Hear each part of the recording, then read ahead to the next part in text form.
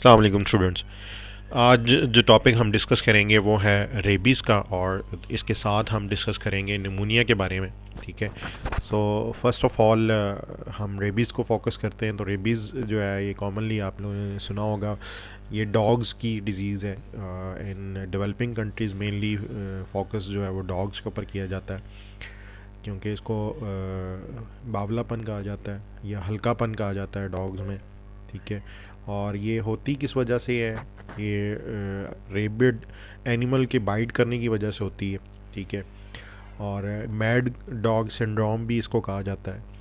Rabies is basically an acute progressive viral encephalomyelitis, ठीक है, type की डिजीज़ है जो कि ब्रेन और नर्वस सिस्टम को जो है वो डैमेज कर देती है। प्रिंसिपली इफ़ेक्ट्स जो है वो कार्निवर्स, जितने भी कार्निवर्स हैं वो इसकी वजह से अफेक्ट हो सकते हैं, और bats, Aldous any mammal can be affected. ठीक है, कोई भी मैमल हो वो इसकी वजह से जो है इफ़ेक्ट हो सकता है, इस डिज़ीज़ में इन्वॉल्व हो सकता है। और अगर क्लिनिकल साइन जो है वो अपीयर हो जाएं तो जो इंडिविजुअल है वो फेटल कंसिडर किया जाता है। ठीक है, उसकी रिकवरी की चांसेस जो हैं वो बहुत कम होते हैं, बल्कि ना होने के बराबर होते हैं। Globally dog is the most important reservoir. जो डॉग हैं वो सबसे ज़्यादा मेन कॉजेटिव सोर्स जो है वो इनका समझा जाता है रेबीज़ का। लेकिन इसके अलावा बैट्स जो हैं, चमगादड़ें जो हैं, वो भी एक इम्पॉर्टेंट सोर्स है। टियोलॉजी की तरफ अगर जाया जाए तो किस ऑर्गेनिज़म की वजह से ये होती है? लाइसा वायरस है, जो कि रेब्डो वायरस फैमिली से बिलोंग करता है, और इसकी more than 60 different types of lyssa virus have been detected up till now. ठीक है। और जो कि ये रेबीज़ के कॉज बनते हैं। Lyssa virus is basically highly neurotropic. ये न्यूरॉन्स के ज़रिए जो है वो ट्रैवल करता है, और virus laden in the saliva में होता है इन्फेक्टेड इंडिविजुअल के, और it is transmitted when that individual और animal which is rabid go for biting the other individual. Although much less likely virus from salivary glands जो है वो उसमें जाता है, and brain can cause infection by entering the body through fresh wound or intact mucous membrane. ठीक है, जो mucus membrane है वहाँ से ये ट्रैवल करके जा सकता है, और इसके अलावा जो फ्रेश वाउंड है वहाँ से जो सलाइवा इन्फेक्टेड इंडिविजुअल का है, अगर उसने बाइट नहीं भी किया लेकिन वो इन्फेक्टेड है विद रेबिड, और उसका जो सलाइवा है, क्योंकि उसके सलाइवे में जो है वो वायरस मौजूद है, तो वो जब उस हेल्दी इंडिविजुअल के ओपन वाउंड के ऊपर पड़ेगा तो उसमें चांसेस हैं कि ये रेबीज़ हो जाएगी। Saliva is infectious. ठीक है, इन्फेक्शियस है of specially of the domestic animal जो कि डॉग्स, कैट्स एंड फेरट्स हैं।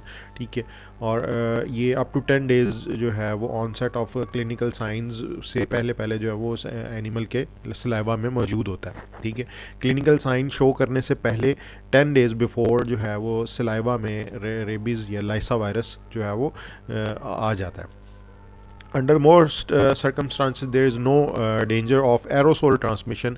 हवा के ज़रिए जो है ये रेबीज़ के फैलने के चांसेस नहीं होते। जिस तरह से ये आजकल हमारे पास कोरोना की एग्जांपल है, जो कि थ्रू एयर जो है वो एक हेल्दी इंडिविजुअल में ट्रांसमिट हो जाती है।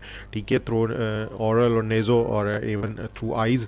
तो ये जो रेबीज़ वायरस है ये इस तरह से स्प्रेड नहीं होता, ये बाइट या सलाइवा के थ्रू ही हेल्दी इंडिविजुअल में ट्रांसमिट होगा। पैथोजेनेसिस की तरफ जाएं तो इसमें सबसे पहले हमारे पास इंक्यूबेशन पीरियड आ जाता है। इंक्यूबेशन पीरियड जो कि हम ऑन एवरेज जो कंसिडर करते हैं वो 21 से 80 डेज़ के अंदर अंदर जो है वो।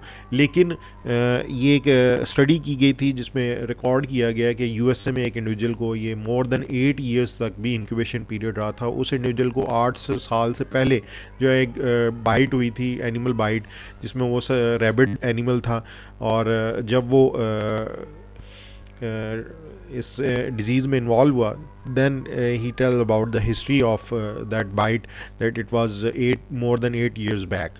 ठीक है, और स्पाइन रेबीज़ जो है वायरस वो ट्रैवल करता है पेरिफेरल नर्व जो कि आपकी बाहर वाली नर्व्स हैं, हाथों की, टांगों की, जहाँ पे बाइट होगा वहाँ से नर्व, पेरिफेरल नर्व से स्पाइनल कॉर्ड की तरफ जाएगा, and then from spinal cord it ascend towards the brain.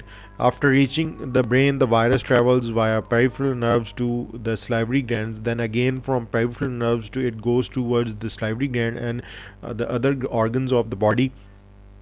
And then that individual is capable of transmitting that rabies virus to other individuals. Clinical findings में अगर जाया जाए तो इसमें प्रोड्रोमल एक्यूट एक्साइटेटिव फॉर्म होती है, ठीक है, 3 फेजेस हैं, और एक पैरालिटिक या एंड स्टेज होती है. प्रोड्रोमल में आपको इंडिविजुअल का नहीं पता चलता. प्रोड्रोमल पीरियड जो है वो थोड़ा होता है, लास्ट नियरली 1 to 3 डेज़ जो है ये गुजरता है. और उसके बाद नॉन स्पेसिफिक साइंस जो हैं वो इसमें विजुअल नहीं होते हैं. नॉन स्पेसिफिक साइंस आते हैं, पता नहीं चलता इंडिविजुअल का कि वो रेबिड है या नहीं है. लेकिन on set of that paralytic और एक्साइटेटिव फेज़, तो उसमें जो है ये क्लियर हो जाता है कि ये रेबीज़ के क्लिनिकल साइन है. ठीक है.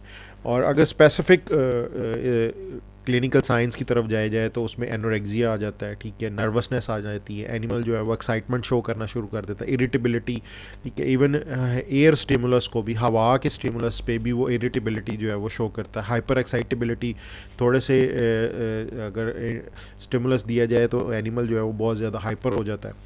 एटेक्सिया जो है चलनी चाल है एनिमल की वो डगमगाना शुरू हो जाती है. आल्टर्ड फोनेशन, जो आवाज़ है एनिमल की वो भी चेंज हो जाती है.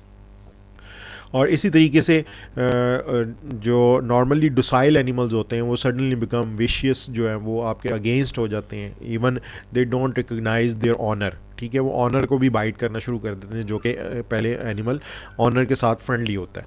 ठीक है. और जो वाइल्ड केसेस में, वाइल्ड एनिमल की केसेस में देखा जाता है, वो एनिमल जो कि नॉक्टर्नल बिहेवियर शो करते हैं, जो कि रात को जागते हैं और दिन में सोते हैं, तो वो देखा जाता है कि वो एनिमल जो है वो डे टाइम में आपको रोड्स के ऊपर या फील्ड में नज़र आते हैं. उसके बाद फॉर्म्स ऑफ रेबीज़ जो है वो हम डिस्कस करते हैं. एक है फ्यूरिस फॉर्म, ठीक है. फ्यूरिस फॉर्म जो है इसको मैड डॉग सिंड्रोम भी कहा जाता है. एनिमल जो है वो फ्यूरिस या एक्साइटेबिलिटी जो है वो शो करता है और अग्रेशन शो करता है, इरिटेबिलिटी शो करता है, और इवन अपने टीथ और क्लास और हॉर्न्स जो हैं वो प्रोमिनेंटली शो करता है, और ये ट्राई टू बाइट करता है. ठीक है. नॉइज़ में इनवाइट अटैक, ठीक है, हल्की सी नॉइज़ भी जो है वो एनिमल को अटैक करने पर मजबूर कर देती है. Such loose caution and fear of the people, ठीक है, ये एनिमल जो हैं वो इंसानों का खौफ भी जो है वो ख़त्म हो जाता है इनमें से, और ये अटैक कर देते हैं उन पर. ठीक है. और एट द एंड क्या होता है इसमें, जो एनिमल है वो पैरालिटिक फेज़ की तरफ चला जाता है, पैरालिटिक फॉर्म की तरफ चला जाता है. पैरालिसिस के बाद एनिमल की डेथ हो जाती है. पैरालिटिक फॉर्म में क्या है, जो अटेक्सिया आ जाता है, एनिमल जो है उसकी मूवमेंट जो है वो ख़राब हो जाती है. Paralysis of throat and masseter muscle, जो है मुंह के मसल जो है और थ्रॉट के जो मसल्स हैं उनका पैरालिसिस हो जाता है. एनिमल जो है वो पानी नहीं पी सकता, ठीक है, पानी से उसको खौफ आने लग जाता है.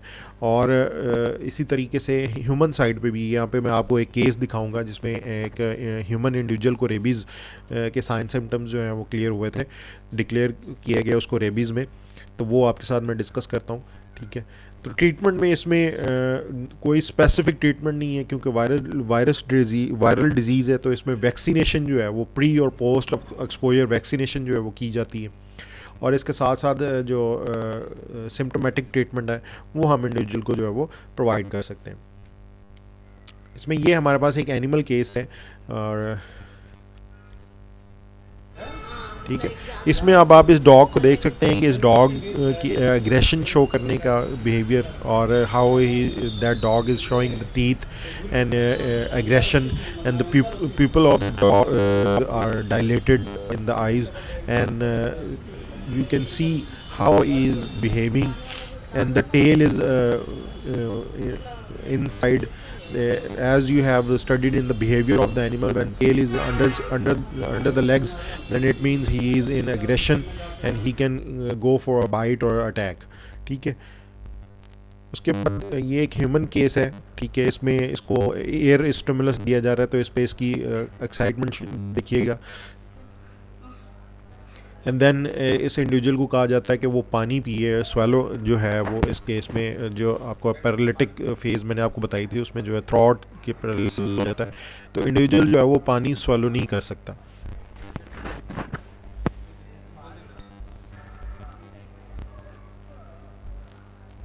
ठीक है, ये उसने पीने की कोशिश की, साथ ही उसने बाहर निकाल दी है। Now he will tell that in throat he is not able to swallow that water.